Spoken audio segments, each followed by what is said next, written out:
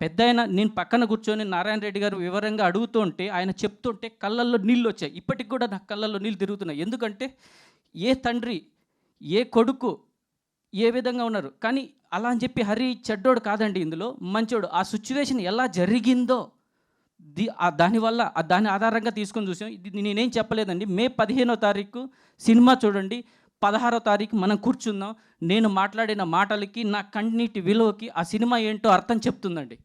ఒక్కసారి మీరు చూడండి. ఆ సినిమా చూసిన తర్వాత చెప్పండి. రామాంజనేయులని ఆయన ఫాదర్ నేమ్. ఒక్కసారి చూసిన తర్వాత మీరు చెప్పండి. ఆ సినిమా ఎలా ఉంది ఏంటి అనేది. ఎందుకంటే ఒక కథ కాదు ఇది. యాక్చువల్ జరిగిన కథ గురించే చేశారు.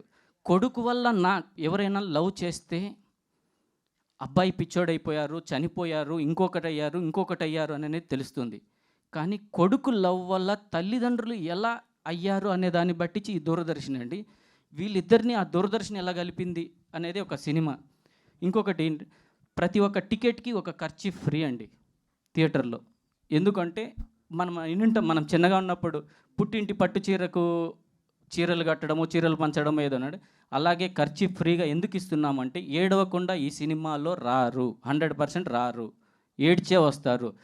నేను ఈ సినిమా చూశాను, నాకేం అనిపించలేదు, నేను ఏడవలేదు అనే ఒక్క మాట ఎవరైనా వచ్చి చెబితే వాళ్ళ లైఫ్ సెటిల్ నేను చేస్తాను. 100% నేను చేస్తా.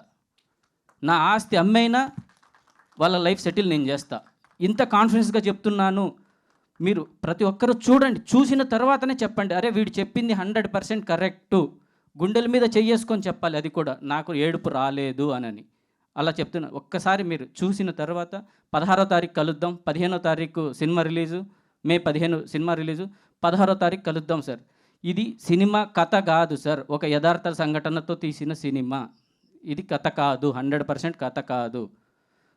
టీవీకి నాన్నకి కొడుకు ఎలా జరిగిందో అనేది కథ సార్.